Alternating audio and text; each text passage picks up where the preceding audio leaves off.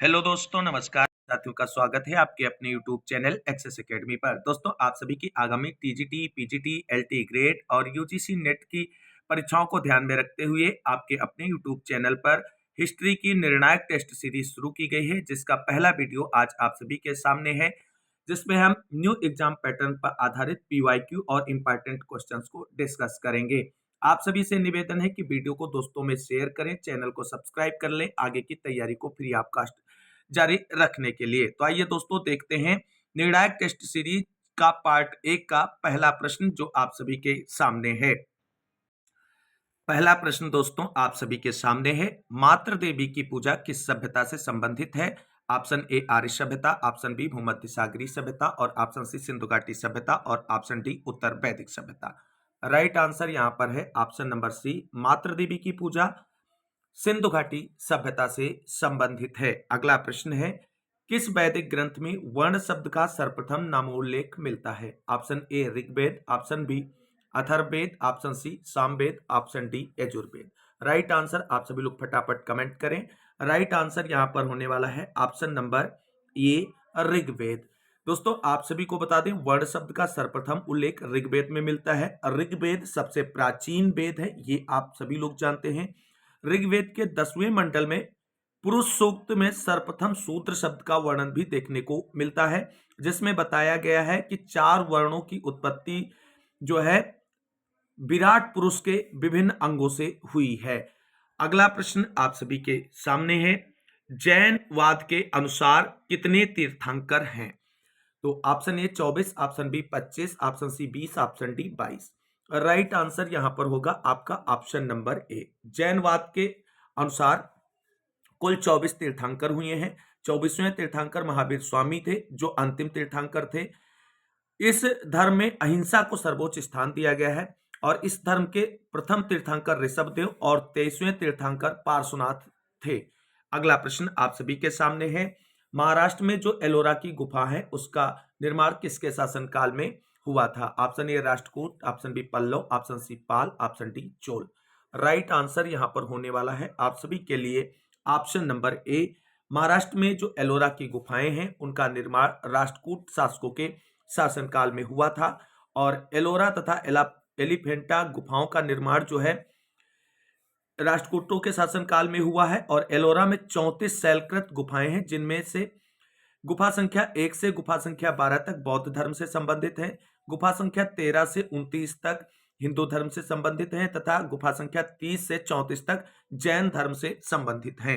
अगला प्रश्न आप सभी के सामने है, किस बौद्ध संत के प्रभाव में अशोक ने बौद्ध धर्म को ग्रहण किया? Option A Vishnugupta, option B Upagupta, option C Brahmagupta, option D Brihadratha. Right answer यहां पर होगा आप सभी के लिए ऑप्शन नंबर 6।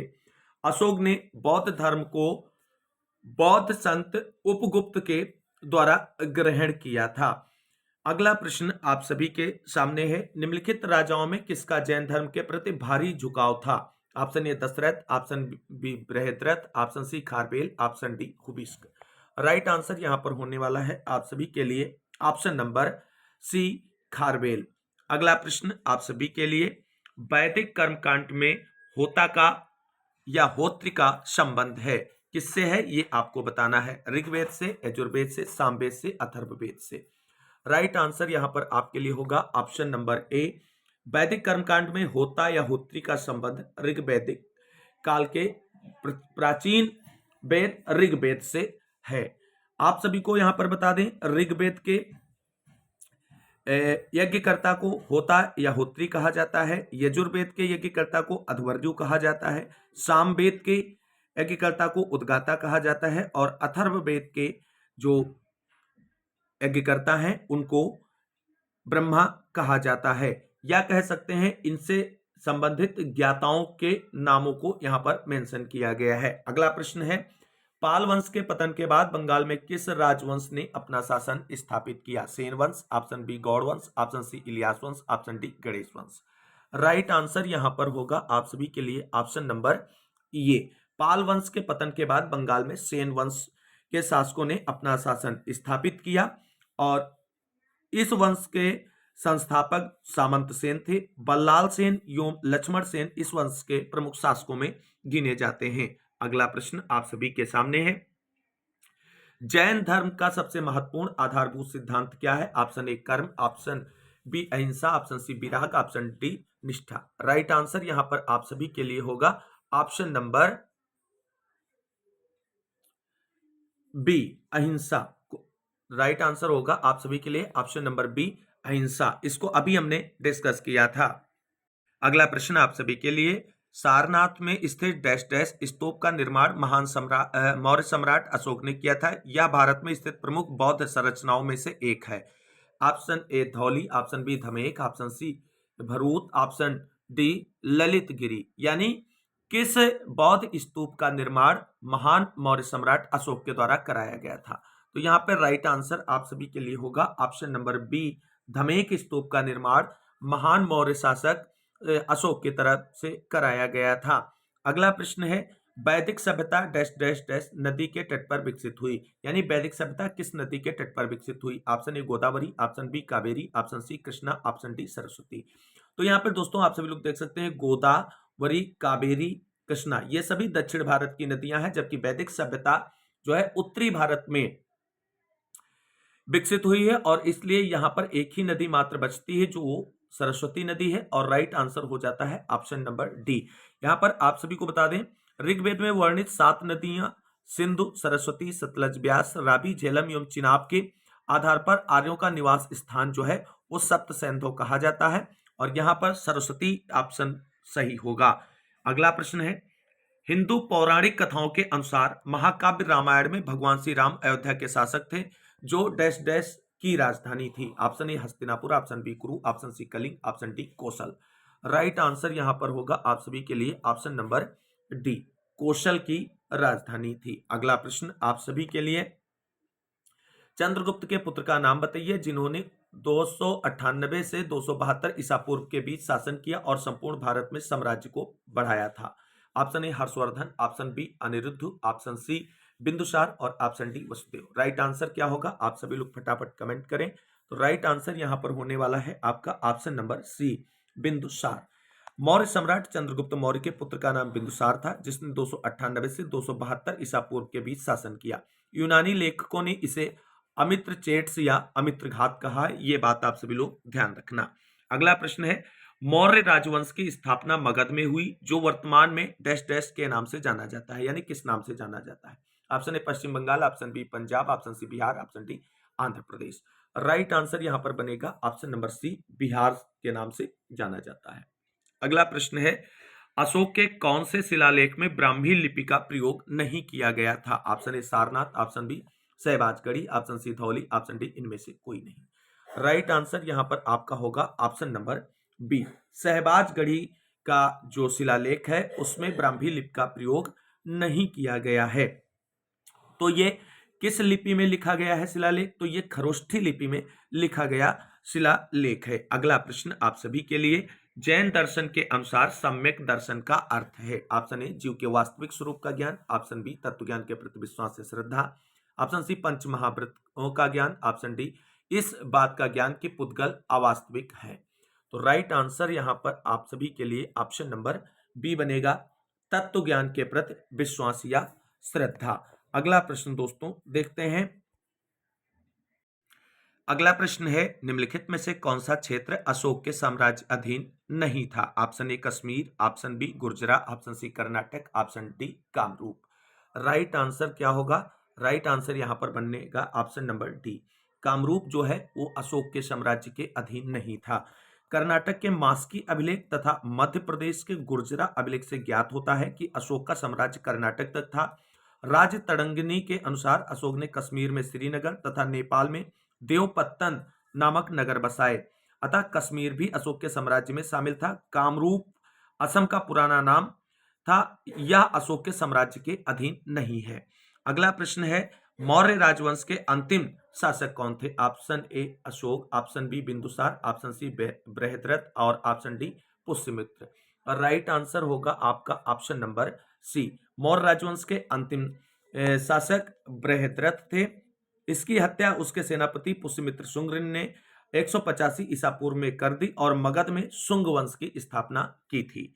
अगला प्रश्न है, राजा हर्षवर्धन ने डैश डैश में भद्र विहार नामक ज्ञान के एक बृहत केंद्र की स्थापना की थी। कहां पर की थी? Option A Mathura, option B Kashi, option C Kannauj, option D Haridwar. Right answer होगा आपका ऑप्शन नंबर सी, कन्नौज में स्थापना की थी। अगला प्रश्न है आप सभी के लिए, पाल राजवंश के सर्वप्रथम राजा कौन थे? Option A Gopal, option B Nandpal Lal, option C Dharmapal और option D Devpal. Right answer होगा आप सभी का ऑप्शन नंबर क्या होगा? फटाफट कमेंट करके बताएं। ऑप्शन नंबर होगा यहां पर आप सभी का ए। पाल राजवंश के सर्वप्रथम राजा गोपाल थे। 8वीं शताब्दी में बंगाल में पाल वंश की स्थापना की। वह बौद्ध धर्म का अनुयायी था और उसने ओदंतपुरी में एक मठ की स्थापना भी की थी। अगला प्रश्न देखते हैं, कन्नौज से पूर्व हर्षवर्धन कहां का शासक था? Option A Kaushambi, option B Kushinagar, option C Shravasti, option D Thanesar. Right answer होगा ऑप्शन नंबर डी। कन्नौज से पूर्व जो है हर्षवर्धन थानेश्वर का शासक था और उसका शासन काल जो है 606 ईस्वी से 647 ईस्वी तक माना जाता है। वह भारत का अंतिम हिंदू सम्राट माना जाता है। उसके समय चीनी यात्री हुएनसांग भारत आया था और हर्षवर्धन ने प्रयागराज में एक महामोक्ष परिषद का भी आयोजन किया था। अगला प्रश्न है, अकाल तख्त के निर्माणकर्ता इनमें से कौन सिख गुरु थे? ऑप्शन ए गुरु Ramdas, option B Guru Tegh Bahadur, option C गुरु Hargovind, option D Guru Nanak. Right answer यहां पर होगा आप सभी के लिए ऑप्शन नंबर सी, गुरु हरगोविंद। गुरु हरगोविंद ने अकाल तख्त का निर्माण करवाया था। अगला प्रश्न है आप सभी के सामने, भारत में पहली अंग्रेज व्यापारिक कंपनी कहां खोली गई थी? Option A Bombay, option B Surat, option C सुल्तानती, option D Madras. Right answer यहां पर होगा आप सभी के लिए ऑप्शन नंबर बी। अंग्रेजों ने पहली व्यापारिक कंपनी जो है वो सूरत में खोली थी और अंग्रेजी कंपनी की स्थापना यानी ईस्ट इंडिया कंपनी की स्थापना 1600 ईस्वी में हुई थी। यह कंपनी जॉन कंपनी के नाम से प्रसिद्ध थी। बंगाल में अंग्रेजों ने पहली फैक्ट्री हुगली में खोली थी, यह भी बात आपको ध्यान रखनी है। अगला प्रश्न है, अंतिम मुगल सम्राट बहादुर शाह था, उसके पिता का नाम क्या था? अकबर शाह प्रथम, अकबर शाह द्वितीय, औरंगजेब और शाहजहां। 4 ऑप्शन आप सभी के सामने है। राइट आंसर होगा आप सभी का option number B. Akbar Shah द्वितीय जो है वो अंतिम मुगल सम्राट बहादुर शाह द्वितीय का पिता था। बहादुर शाह द्वितीय को अन्य किस नाम से जाना जाता है, ये आप सभी लोग कमेंट करके अवश्य बताएं। अगला प्रश्न है, मुगल शासन में मनसबदारी प्रणाली का प्रवर्तन डैश डैश द्वारा किया गया। किसके द्वारा किया गया ये बताना है। Option A Shahjahan, option B Akbar, option C Jahangir, option D Babur. Right answer यहां पर होगा आपका ऑप्शन नंबर बी। मुगल शासन में मनसबदारी प्रणाली का प्रवर्तन अकबर के द्वारा किया गया था। अगला प्रश्न आप सभी के लिए है, दिल्ली का वह कौन सा सुल्तान था जिसने खलीफा से किसी भी प्रकार की पदवी ग्रहण नहीं की थी? Option A Balban, option B Qutbuddin Aibak, option C Alauddin Khilji, option D Iltutmish. और राइट आंसर यहां पर होगा आप सभी का option number C, Alauddin Khilji. Alauddin Khilji ही दिल्ली का वह सुल्तान था जिसने खलीफा से किसी भी प्रकार की कोई पदवी ग्रहण नहीं की थी। अगला प्रश्न आप सभी के सामने है, फैजी किसके दरबार में रहते थे, ये आप सभी को बताना है। Option A Humayun, option B Dara Shikoh, option C Bahadur Shah Zafar, option D Akbar. Right answer होगा ऑप्शन नंबर डी, फैजी जो है वो अकबर के दरबार में रहते थे। अगला प्रश्न आप सभी के सामने, किस मुगल शासक के शासनकाल में जजिया पुनः लगाया गया था? Option A Akbar, option B Aurangzeb, option C Jahangir, option D Humayun. Right answer होगा आप सभी का ऑप्शन नंबर बी, औरंगजेब के शासनकाल में जजिया पुनः लगाया गया था, जबकि अकबर ने 1564 ईस्वी में इसे बंद कर दिया था। जजिया कर क्या था? तो जजिया कर गैर मुस्लिमों अर्थात हिंदुओं से वसूला जाने वाला एक धार्मिक कर था। अगला प्रश्न है, डैश डैश ने मेहर उन निसा से निकाह किया था जिसे उन्होंने नूरजहां यानी विश्व ज्योति की उपाधि प्रदान की थी। तो किसने नूरजहां से शादी की थी? Shahjahan. Option B Aurangzeb, option C Akbar, option D Jahangir. Right answer होगा आप सभी का ऑप्शन नंबर डी, जहांगीर। अगला प्रश्न देखते हैं दोस्तों। अगला प्रश्न है, लगभग 50 वर्ष शासन करने के पश्चात डैश डैश डैश की मृत्यु 1605 ईस्वी में हुई थी। उसे आगरा से बाहर सिकंदरा में दफनाया गया था। किस शासक के बारे में ये बात कही गई है? Option A Akbar, option B Aurangzeb, option C Shahjahan, option D Jahangir. तो राइट आंसर यहां पर होने वाला है आप सभी के लिए ऑप्शन नंबर ए, अकबर का क्या होगा राइट आंसर, अकबर। अगला प्रश्न आप सभी लोगों के लिए है, 1026 ईस्वी में प्रसिद्ध सोमनाथ मंदिर पर हमला और लूटपाट किसने की? Option A Mohammad Ghori, option B Mahmud Ghazni, option C Nadir Shah, option D Genghis Khan. Right answer यहां पर क्या होने वाला है, फटाफट कमेंट करें आप सभी लोग। और राइट आंसर यहां पर होगा आप सभी का option number B, Mahmud Ghaznavi. और एक बार बात आप सभी लोग जानते हैं कि महमूद गजनबी या गजनी वही व्यक्ति है जिसने भारत पर कुल 17 बार आक्रमण किया था। अगला प्रश्न आप सभी के सामने है, शाहजहां के सत्तारूढ़ होने से पहले तथा जहांगीर के बाद वास्तविक शासक कौन था? Option A Shahzada Shahryar, option B Sher Afghan, option C Shahzada Rahim, option D Shahzada Khusrau. Right answer यहां पर क्या होने वाला है, तो राइट आंसर फटाफट कमेंट करें आप सभी लोग। राइट आंसर होगा option number A, Shahzada Shahryar. अगला प्रश्न आप सभी के सामने है, प्रसिद्ध चित्रकार मीर सैयद अली चित्रकारी हेतु किस मुगल शासक के सहयोगी थे? Option A Babur, option B Jahangir, option C Akbar और option D Humayun. Right answer होगा आप सभी का ऑप्शन नंबर, बताइए फटाफट कमेंट करें क्या होगा राइट आंसर, यहां पर होगा आपका ऑप्शन नंबर डी, हुमायूं। अगला प्रश्न दोस्तों आप सभी के सामने है, निम्न में से कौन काकोरी कांड से संबंधित नहीं है? बहुत इंपॉर्टेंट क्वेश्चन है। Option A Bhagat Singh, option B Ashfaq Ulla Khan, option C Ramprasad Bismil, option D Rajendra Lahiri. Right answer क्या बनेगा यहां पर, तो राइट आंसर यहां पर बनेगा option number A, Bhagat Singh Kakori कांड में सम्मिलित नहीं थे। और आगे यहां पे थोड़ी जानकारी लेते हैं, ये एक्शन जो है 9 अगस्त 1925 को काकोरी नामक स्थान पर हुआ था। और इस कांड में कौन कौन शामिल था, तो अशफाक उल्ला खां, रामप्रसाद बिस्मिल, राजेंद्र लाहिड़ी, इनके साथ साथ इनके अन्य 6 और सहयोगी भी थे। अगला प्रश्न है, 1528 ईस्वी में डैश डैश ने चंदेरी में राजपूतों को हराया? Option A Humayun, option B Babur, option C Jahangir, option B Akbar, option C Jahangir और option D Babur. Right answer यहां पर है ऑप्शन नंबर डी। आप सभी लोग जानते हैं 1526 ईस्वी में बाबर आता है भारत और सबसे पहले पानीपत के युद्ध में अपनी विजय प्राप्त करके वो आगे बढ़ता है। और 1528 में ही बाबर ने चंदेरी में राजपूतों को हराया और इस समय चंदेरी के शासक मेदिनी राय थे। मेदिनी राय की जो है करारी शिकस्त होती है 1528 के युद्ध में। और बाबर ने भारत में कुल 4 महत्वपूर्ण युद्ध लड़े जो बहुत ही निर्णायक थे। 1526 में पानीपत का प्रथम युद्ध जिसमें इब्राहिम लोधी पराजित हुआ, 1527 में खानवा का युद्ध जिसमें राणा सांगा पराजित हुआ, 1528 में चंदेरी का युद्ध तथा 1529 में घाघरा का युद्ध जिसमें अफगान पराजित हुए थे। अगला प्रश्न आप सभी के लिए, मोहम्मद बिन तुगलक ने अपनी राजधानी को दिल्ली से दौलताबाद स्थानांतरित क्यों किया था? ऑप्शन ए अपने साम्राज्य को प्रभावी तरीके से नियंत्रित करने के लिए क्योंकि दौलताबाद केंद्र में स्थित था, ऑप्शन बी उत्तरी भारत से उसे पर्याप्त राजस्व प्राप्त नहीं हो रहा था, ऑप्शन सी मंगोलों से बचने के लिए, ऑप्शन डी दक्षिणी शासकों को दंडित करने के लिए।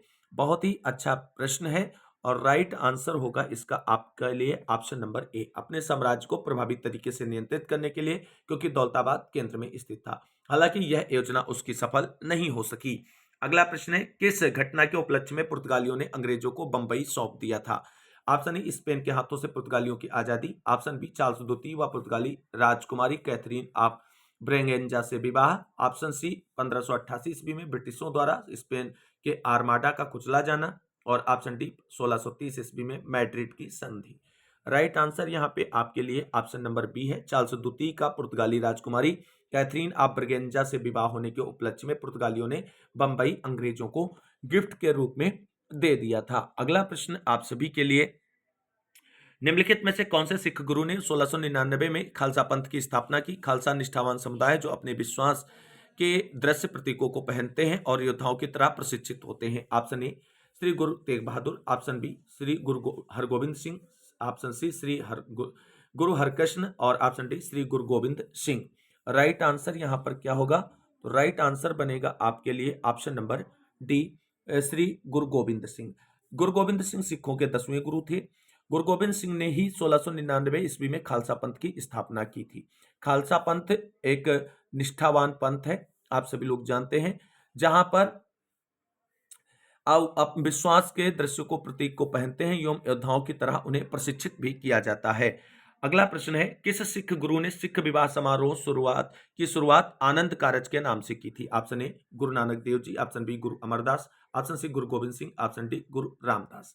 राइट आंसर होगा यहाँ पर आप सभी के लिए ऑप्शन नंबर बी, गुरु अमरदास जी ने सिख विवाह समारोह आनंद कारज नाम से शुरू किया था। अगला प्रश्न आप सभी के लिए है, अगला प्रश्न है, किस मुगल बादशाह ने इलाहाबाद को अपनी राजधानी बनाया? Option A Akbar, option B Shah Alam, option C A और बी दोनों, ऑप्शन डी इनमें से कोई नहीं।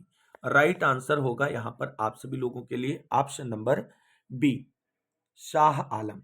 शाह आलम द्वितीय ने इलाहाबाद को अपनी राजधानी बनाया था। उसने अंग्रेजों के खिलाफ बक्सर का युद्ध जो 1764 ईस्वी में हुआ था उसमें पार्टिसिपेट किया था और वहां पर उसे पराजय का सामना करना पड़ा था और पराजय हुई, इससे उसे अंग्रेजों के साथ इलाहाबाद की संधि 1765 ईस्वी में करनी पड़ी और उसके फलस्वरूप कड़ा हुआ इलाहाबाद का क्षेत्र जो है वो अंग्रेजों शाह आलम को प्राप्त हुआ और बक्सर के युद्ध से अंग्रेजों का संपूर्ण भारत पर प्रभुत्व स्थापित हुआ और बक्सर का युद्ध एक निर्णायक युद्ध साबित हुआ भारतीय इतिहास में। अगला प्रश्न है, फ्रंटियर गांधी का असली नाम क्या है? Option A Purushottam Das Tandon, option B Netaji Subhash Chandra Bose, option C Khan Abdul Ghaffar Khan, option D Maulana Abul Kalam Azad. Right answer होगा यहां पर आप सभी के लिए option number C, Khan Abdul Ghaffar Khan को फ्रंटियर गांधी या सीमांत गांधी के नाम से जाना जाता है। आप सभी लोग जानते हैं इनका जन्म पाकिस्तान के पेशावर जिले में हुआ था और इन्हें वर्ष 1987 में भारत रत्न पुरस्कार से सम्मानित किया गया था। इनकी तरफ से स्वतंत्रता आंदोलन के समय चलाए गए आंदोलन का क्या नाम था उसके बारे में आप अवश्य बताएं। अगला प्रश्न है, बाल गंगाधर तिलक को भारत में अशांति का जनक किसने कहा है? Option A Stafford Cripps, option B AB Alexander, option C Pethick Lawrence, option D Valentine Chirol. Right answer होगा यहां पर आप सभी के लिए ऑप्शन नंबर, फटाफट कमेंट करें क्या होगा, ऑप्शन नंबर होने वाला है डी, वैलेंटाइन सिरोल ने बाल गंगाधर तिलक को भारत में अशांति का जनक यानी इंडियन अनरेस्ट जो पुस्तक है वैलेंटाइन सिरोल की उसमें कहा गया है। तिलक ने इस नाम पर सिरोल के खिलाफ मानहानि का मुकदमा भी दायर किया था। अगला प्रश्न है, निम्न में से कौन राज्य हड़प नीति से संबंधित है? Option Lord Ripon, option B Lord Minto, option C Lord Curzon, option D Lord Dalhousie. Right answer आप सभी लोग कमेंट करें। राइट आंसर है option number D, Lord Dalhousie. राज्य हड़प नीति लॉर्ड डलहौजी से संबंधित है और लॉर्ड डलहौजी का समय है 1848 से 56। इस नीति के तहत उत्तराधिकार विहीन राजाओं के राज्य अंग्रेजी राज्य में मिला लिए जाते थे। अगला प्रश्न है, विधवा पुनर्विवाह अधिनियम किसके शासन में क्रियान्वित किया गया? Option A Lord Dalhousie, option B Lord Canning, option C Sir Henry Hardinge, option D Lord Lawrence. Right answer होगा यहां पर आपके लिए option number B, Lord Canning. Lord Canning के शासनकाल में विधवा पुनर्विवाह अधिनियम 1856 ईश्वर चंद्र विद्यासागर के प्रयासों के परिणाम स्वरूप 26 जुलाई 1856 को पारित हुआ। ये बात ध्यान रखना, तो ईश्वर चंद्र विद्यासागर ने बहुत अथक प्रयास किया तब ये अधिनियम पारित हुआ और इस अधिनियम के नियम संख्या 15 द्वारा विधवाओं के पुनर्विवाह को कानूनी मान्यता मिली। ये भी ध्यान रखना कि 1856 का जो विधवा पुनर्विवाह अधिनियम था उसके नियम संख्या 15 के तहत विधवाओं को पुनर्विवाह करने की कानूनी मान्यता मिली। अगला प्रश्न है, वर्ष 1921 का मोपला विद्रोह कहां हुआ था?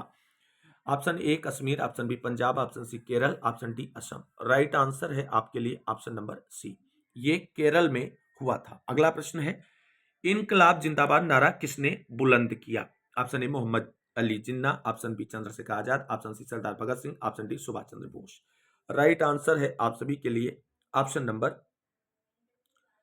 सी, सरदार भगत सिंह। अगला प्रश्न है, स्वतंत्रता मेरा जन्मसिद्ध अधिकार है और मैं इसे लेकर रहूंगा, यह किसने कहा था? Option A Swami Dayanand, option B Subhash Chandra Bose, option C Lokmanya Tilak, option D Sardar Bhagat Singh. Right answer यहां पर होगा आप सभी के लिए ऑप्शन नंबर सी, लोकमान्य बाल गंगाधर तिलक। सुभाष चंद्र बोस जी का क्या नारा है उसके बारे में आप लोग जरूर कमेंट करके यहां पर बताएं। अगला प्रश्न है, धन निष्कासन का विवरण सर्वप्रथम किस विद्वान ने दिया? ऑप्शन ए दादा भाई Naoroji, option B Lala Lajpat Rai, option C RC Dutt, option D Gandhi ji. Right answer है यहां पर आपके लिए ऑप्शन नंबर ए, दादा भाई नौरोजी। अगला प्रश्न, निम्नलिखित में से किस क्रांतिकारी को गोरखपुर जेल में फांसी दी गई थी? Option A Ramprasad Bismil, option C B Rajendra Lahiri, option C Roshan Lal, option D Ashfaq Ulla Khan. Right answer यहां पर क्या बनेगा, आप सभी लोग फटाफट कमेंट करके बताएं। तो राइट आंसर यहां पर बनेगा आप सभी के लिए option number A, Ram Prasad Bismil. अगला प्रश्न है 1784 ईस्वी में कलकत्ता में एशियाटिक सोसाइटी ऑफ बंगाल की स्थापना किसने की थी? ऑप्शन ए जेम्स फ्रेजर द्वारा, option B Sir William Jones ने, ऑप्शन सी वारेन हेस्टिंग्स ने, ऑप्शन डी विलियम डेवी ने। किसने की थी स्थापना? तो राइट आंसर होगा आपका option number B, Sir William Jones के द्वारा 1784 ईस्वी में कलकत्ता में एशियाटिक सोसाइटी ऑफ बंगाल की स्थापना की गई थी। अगला प्रश्न है महात्मा गांधी के लिए डैश डैश डैश भारतीय मानवता की एकता, इसकी आर्थिक स्वतंत्रता और समानता का प्रतीक थी। Option A khadi, option B पहिया, ऑप्शन सी नमक, ऑप्शन डी धागा। राइट आंसर यहां पर है ऑप्शन नंबर ए खादी। अगला प्रश्न देखते हैं दोस्तों। अगला प्रश्न है जनवरी 1858 ईस्वी में Lord Canning dash dash dash तक चले गए और दिल्ली डिवीजन को छोड़कर उत्तरी पश्चिमी प्रांत का गठन किया। Option A Ahmedabad, option B Allahabad, option C Bhubaneswar, option D Travancore. Right answer क्या होगा यहाँ पर? तो राइट आंसर आप सभी के लिए यहाँ पर होने वाला है ऑप्शन नंबर बी इलाहाबाद। जनवरी 1858 ईस्वी में लॉर्ड कैनिंग इलाहाबाद तक चले गए और दिल्ली डिवीजन को छोड़कर उत्तरी पश्चिमी प्रांत का वहां पर उन्होंने गठन किया। अगला प्रश्न है भारत के किस गवर्नर जनरल के शासनकाल में ईस्ट इंडिया कंपनी के सारे अधिकार ब्रिटिश क्राउन के हाथों में सौंप दिए गए थे? Option A Lord Irwin, option B Lord Canning, option C Lord Curzon, option D Lord Mountbatten. Right answer यहां पर होगा आप सभी के लिए option number B Lord Canning. आप सभी लोग जानते हैं भारतीय स्वतंत्रता संग्राम, जिसे प्रथम स्वतंत्रता संग्राम कहा जाता है, 1857 में हुआ और उसके बाद जो है ईस्ट इंडिया कंपनी के सारे अधिकार ब्रिटिश क्राउन को सौंप दिए गए और वहां पर ब्रिटिश क्राउन को जब सौंपा गया उसके बाद में कैनिंग को भारत का प्रथम वायसराय भी बना दिया गया था। अगला प्रश्न आप सभी के सामने है वर्ष 1928 में स्थापित हिंदुस्तान सोशलिस्ट रिपब्लिकन आर्मी के नेता कौन थे? ऑप्शन ए यहां पर है आप सभी के लिए खुदीराम बोस, ऑप्शन बी भगत सिंह, ऑप्शन सी Chandrashekhar Azad, option D Subhash Chandra Bose. Right answer यहां पर क्या होने वाला है आप सभी लोग बताएं। तो राइट आंसर होगा ऑप्शन नंबर सी चंद्रशेखर आजाद। अब थोड़ा समझते हैं इस बात को। 1928 ईस्वी में हिंदुस्तान सोशलिस्ट रिपब्लिकन आर्मी का गठन हुआ और इसका गठन किसने किया? चंद्रशेखर आजाद ने किया था और दिल्ली के फिरोज शाह कोटला में इस संगठन की स्थापना की गई थी। इस बात को आप सभी लोग बहुत ध्यान रखना। अगला प्रश्न है 1857 ईस्वी के विद्रोह में कानपुर के नेता कौन थे?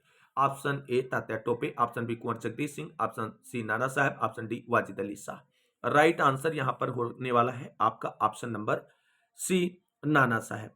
1857 के विद्रोह में कानपुर में जो आंदोलन का नेतृत्व नाना साहब ने किया और उनके साथी या सहयोगी तात्या टोपे थे और ऐसा माना जाता है कि 1857 के विद्रोह की योजना उन्होंने ही बनाई थी, जिसके लिए कमल योम रोटी 1857 का जो विद्रोह था वो प्रतीक था उसका कमल और रोटी के रूप में गुप्त संदेश भेजे जा रहे थे। कानपुर के विद्रोह को कैंपबेल ने दबाया था। किसने दबाया था? कैंपबेल। वहीं कुंवर जगदीश सिंह की अगर बात की जाए तो ये बिहार में थे और वाजिद अली शाह अवध के अंतिम नवाब थे। अगला प्रश्न है निम्नलिखित में से कौन से राष्ट्रीय नेता poverty and unBritish rule in India के लेखक हैं? Option A G B Joshi, option B Gopal Krishna Gokhale, option C Dada भाई Naoroji, option D G Subramaniam Iyer.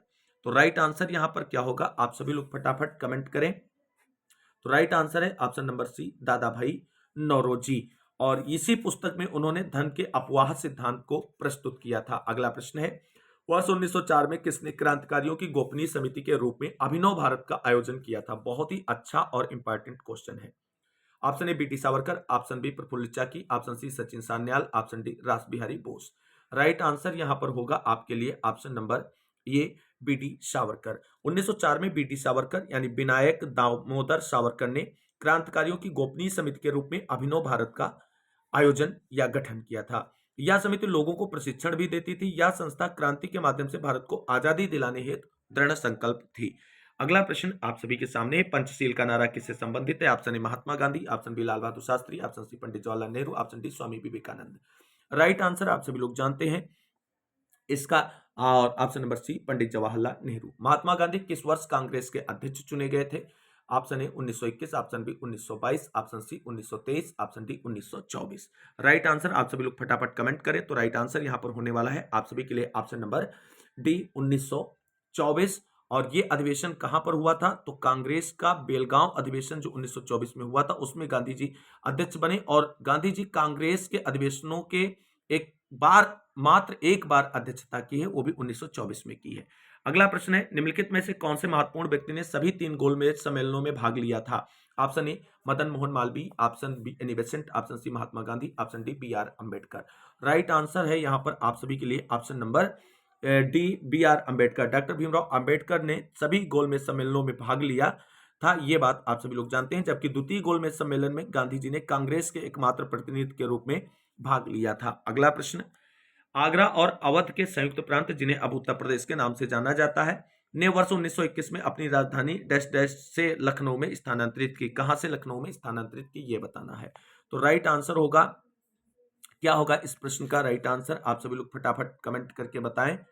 और राइट आंसर इसका होगा ऑप्शन नंबर सी, इलाहाबाद। अगला प्रश्न देखते हैं, और आज के वीडियो का अंतिम प्रश्न है, अमृतसर में जलियांवाला बाग कुख्यात जनसंहार किस दिन घटित हुआ था? ऑप्शन ए 13 अप्रैल 1920, ऑप्शन बी 13 अप्रैल 1919, ऑप्शन सी 14 अप्रैल 1920, ऑप्शन डी 19 अप्रैल 1919। राइट आंसर यहां पर होगा आप सभी के लिए ऑप्शन नंबर बी 13 अप्रैल 1919 को हुई थी। आप सभी लोग जानते हैं कि अमृतसर में जलियांवाला बाग का हत्याकांड बैसाखी के दिन हुआ था, और इस दिन यहां पर डॉक्टर सत्यपाल और सैफुद्दीन किचलू की गिरफ्तारी के विरोध में हो रही जनसभा पर जनरल डायल ने अंधाधुंध गोलियां चलवाई, जिसमें सरकारी रिपोर्ट के अनुसार 379 लोग मारे गए, तथा कांग्रेस समिति की रिपोर्ट के अनुसार 500 से 1000 लोग मारे गए थे। और एक भीषण नरसंहार था अंग्रेजों की तरफ से की गई कार्रवाई के फलस्वरूप। तो आज की प्रैक्टिस सेट में ये 63 महत्वपूर्ण क्वेश्चन आप सभी के लिए डिस्कस किए गए हैं। उम्मीद करते हैं आप सभी की परीक्षाओं की दृष्टि से ये जो प्रैक्टिस सेट सीरीज शुरू की गई है निर्णायक नाम से, ये हेल्पफुल साबित होगी। वीडियो अच्छा लगा हो तो लाइक करें, दोस्तों में शेयर करें, चैनल को सब्सक्राइब कर लें आगे की फ्री ऑफ कॉस्ट तैयारी के लिए। मिलते हैं अगली वीडियो में, तब तक के लिए सभी साथियों को जय हिंद, जय भारत, वंदे मातरम।